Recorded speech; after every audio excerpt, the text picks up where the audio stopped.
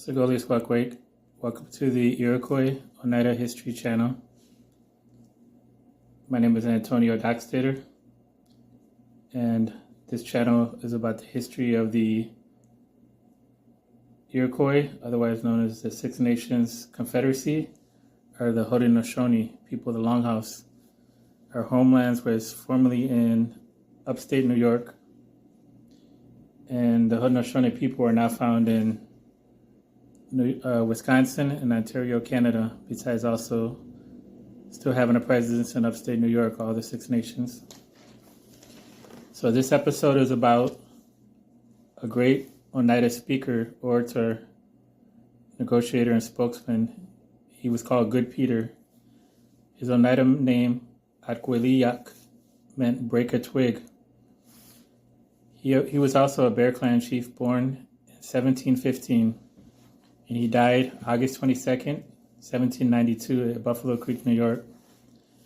Part of his story, as he became known as Good Peter, was that he converted to Christianity in 1748 in the village of Oquaga, or Olana in the Oneida language.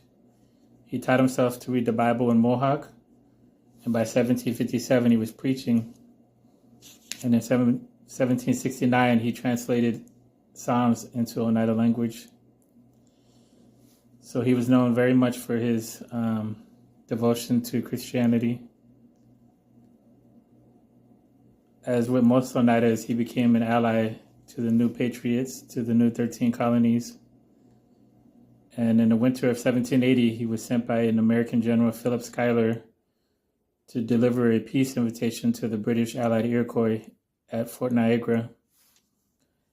They rejected this message of peace, since they were in a state of war and considered the Oneidas as enemies. And the British officials had him and also John Skenendore imprisoned. And they were imprisoned for nearly 5 months in a stone cell lacking heat and light.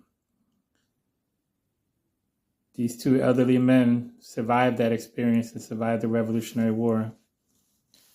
Later on, Good Peter became the head spokesman and negotiator with the state of New York in 1784 at the Treaty of Fort Stanwix, and in 1788 at the Treaty of Fort Schuyler. And most of his negotiation was addressed at Governor George Clinton of New York, who was the first governor between 1777 and 1795.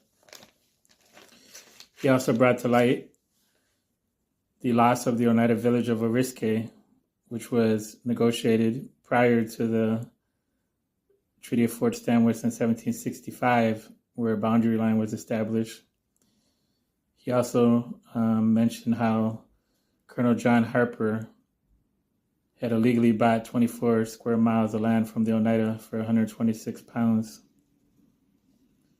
And later on, John Livingston, a New York landowner, real estate developer, in 1788 talked the Oneida into selling all their country in a 999-year lease for $1,000 a year.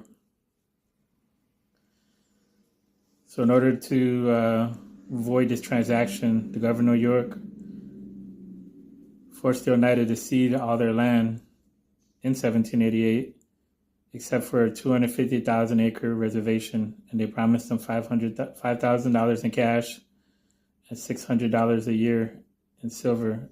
Originally, it was called a lease. So this is how the Oneida lost their lands. He had a son that was known as Pagan Peter. Last name became Elm. His Oneida name meant two trees of equal height. On his deathbed, he had noted that he counseled the young men of his nation never to pattern or imitate themselves after his son, and never to raise him up as a head warrior or chief. Should they ever do it, evil will come upon them. And he was known for being a very violent man, and he threatened the life of John Skenendore in 1800, and also threatened the life of his grandson and his son Daniel So this is the life of Good Peter, one of our Oneida heroes, one of our Oneida ancestors, people related to him through the Elm family. So thank you. Any questions, comments? Please subscribe, hit the like button. Thank you. Yawanko.